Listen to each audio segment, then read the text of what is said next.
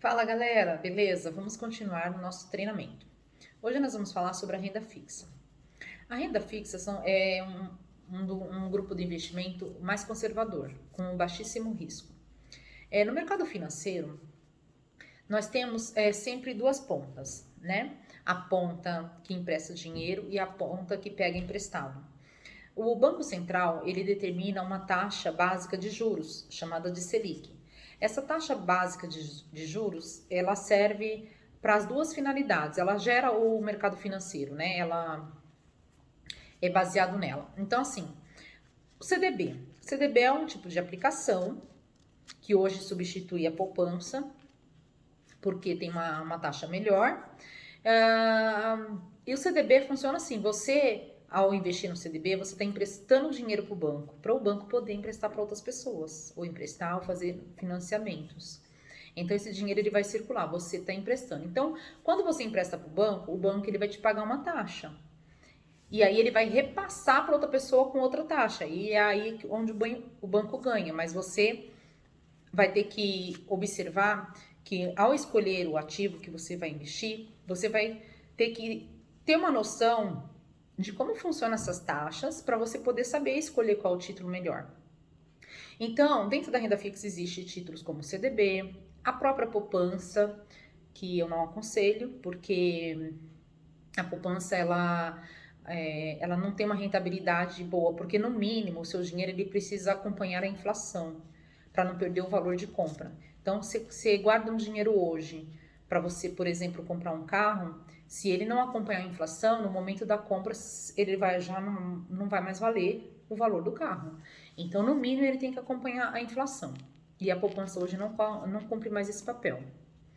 E aí tem outros tipos de títulos. Que quando você for entrar no banco lá, que você for ver renda fixa, você vai ver vários títulos, né? Vários CDBs, vários LCIs. O que é? O CDB você está emprestando dinheiro para o banco para ele repassar para outras pessoas. LCI é para ele trabalhar o mercado imobiliário. LCA para ele emprestar para o mercado do agronegócio.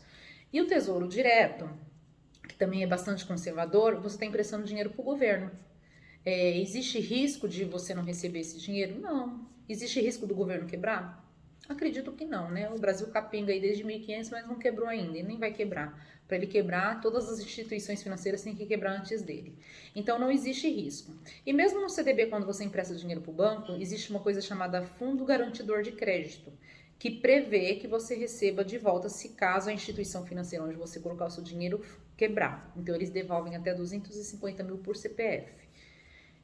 É muito raro acontecer isso, principalmente nos grandes bancos, né? Hoje em dia a gente tem bastante banco digital, mas o risco disso acontecer é muito baixo. Então não tem para que ter medo. E é o melhor lugar para você fazer um colchão financeiro, fazer uma reserva, porque vai acompanhar a inflação, né? E é mais fácil de você trabalhar, porque você vai colocando ali de pouquinho, você vai vendo que ao longo dos anos os juros vão trabalhar a seu favor. É o famoso juros compostos, né? Você percebe que quando você compra um automóvel, por exemplo, financiado pelo banco, se você fizer o cálculo lá, o seu carro ele vale o dobro daquilo que quando você terminar de pagar todo aquele carnezinho lá, o carro vale exatamente quase o dobro, se não o dobro, né, do valor do patrimônio, que é o valor do carro. E o mesmo acontece quando você investe, né? Os juros compostos vão trabalhar a seu favor ao decorrer do tempo, só que você não pode ter pressa de ficar tirando, você tem que aportar, ter disciplina nos seus aportes e ir fazendo devagarzinho. Então, qual a diferença, por exemplo, tem gente que pergunta qual a diferença entre CDB e Tesouro Direto? A diferença é essa, o CDB você empresta para o banco e o Tesouro Direto você empresta para o governo. Ambos são títulos conservadores, tá bom? O que a gente precisa se atentar é as taxas, o prazo.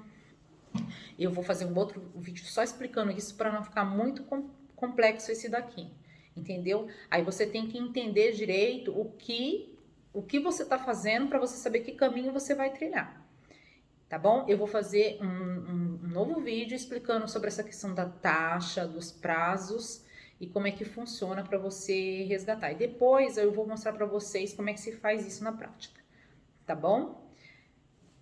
E é isso por enquanto.